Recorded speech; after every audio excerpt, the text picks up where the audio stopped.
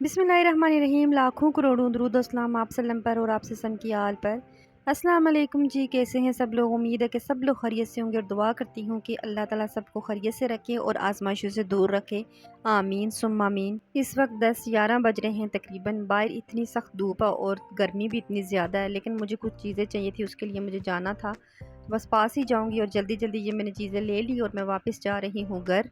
ये तो हम शुरू से सुनते आते हैं ना कि सोबत का बड़ा असर होता है, चाहे पॉजिटिविटी हो या नेगेटिविटी हो, लेकिन मुझे लगता है कि खानों का भी बड़ा असर होता है। जिस माहौल में आप रहना शुरू कर देते हैं, वहाँ के जो खाने होते हैं, जिस तरह का होता है, वो आप पे बड़ा असर करना शुरू हो जाता है। अच्छा, यहाँ पे हल्दी से रिलेटेड मैं आप लोगों के साथ एक वाक़या जो मेरी ज़िंदगी में हुआ और जिसके लिए मैं ये कह रही हूँ कि खानों का भी बड़ा असर होता है, वो मैं आप लोगों के साथ शेयर करूँगी। अच्छा, यहाँ पे मैं बना रही थी कढ़ी। कढ़ी बनाने के लिए सबसे पहले मैंने ज़ीरा लिया और उसको थोड़ा-सा मैंने फ्राई किया, उसमें कलवंजी डाल के, प्याज़ डाल के, प्याज ब्राउन हुआ तो उसमें मैंने लहसुन डाल दिया। अच्छा, मैं थोड़ी अलग स्टाइल से कढ़ी बनाती हूँ, कश्मीरी स्टाइल से कढ़ी बनाती हूँ।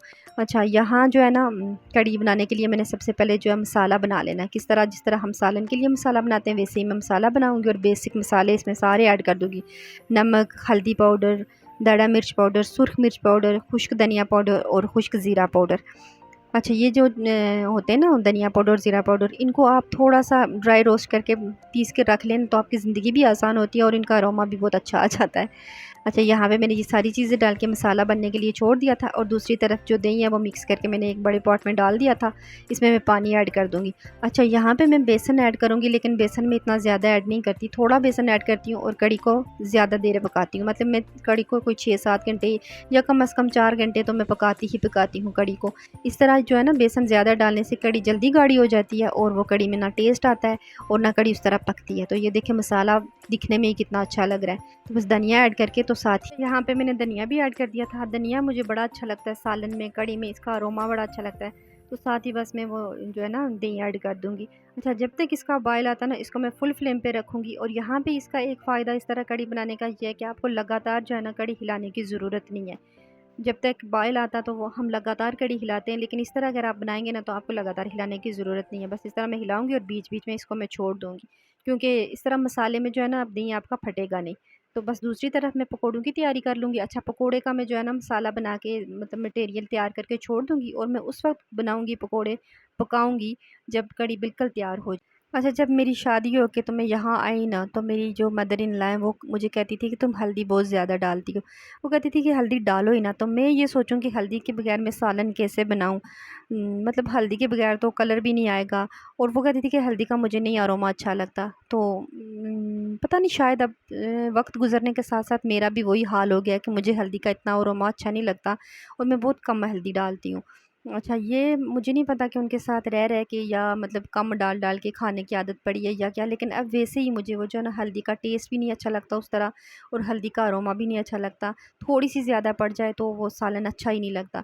तो मुझे लगता है कि मतलब जिस तरह हम पॉज़िटिव लोगों में या नेगेटिव लोगों में रहते हैं तो उसका असर होता है, तो इस तरह खानों का भी हमारी ज़िंदगियों पे बड़ा असर आता है। तो बस यहाँ पे कढ़ी में भी बॉयल आ गया था तकरीबन, तो इसको अब मैं जो है ना लो फ्लेम पे रख दूँगी पकने के लिए कम से कम 4-5 घंटों के लिए। तो ये अच्छी तरह जब पकेगी ना तो फिर इसमें बड़ा अच्छा टेस्ट निकल आएगा। ये देखें, इस तरह कवर करके इसको फुल ढक्कन नहीं देना। फुल अगर आप इसके ऊपर लिड देंगे तो ये फिर बॉयल आके तो गिर जाए। कढ़ी को पकते हुए तकरीबन 4-5 घंटे हो गए थे, तकरीबन पक ही गई थी। तो अब मैंने पकोड़े बनाना शुरू कर दिए थे दूसरी तरफ। बस पकोड़े बना के कढ़ी में डालूँगी और बस थोड़ी देर में लो फ्लेम पे पकोड़े डाल के भी तो फुल ढक्कन दे के ना, फुल लिड दे के तो उसको कवर करके रख लेती हूँ। तो ये देखिए इतना प्यारा इसके ऊपर ऑयल भी आ जाता है और कढ़ी का टेस्ट भी निकल आता है। तो बस इस तरह करके मैं जो है ना मैं अपनी कढ़ी तैयार कर लेती हूँ। अच्छा, आप लोग एक दफ़ा ज़रूर मेरे स्टाइल से कढ़ी बना के खाना। यकीन करें, आपको दूसरी दफ़ा जो है ना आपको दिल ही नहीं करेगा कि आप किसी और स्टाइल में कढ़ी बनाएँ और खाएँ। यहाँ पे आप लोगों से एक रिक्वेस्ट करूँगी कि प्लीज़ चैनल को सब्सक्राइब कर दें, वीडियो को लाइक कर दें और एक अच्छा सा कमेंट मेरी हौसला अफ़ज़ाई के लिए कर दिया करें। तो अब बारी थी कि मुझे खुद को पैम्पर करने की, तो बस सबसे पहले मैं कलर करूँगी। अच्छा, मैं ये वाला कलर करती हूँ।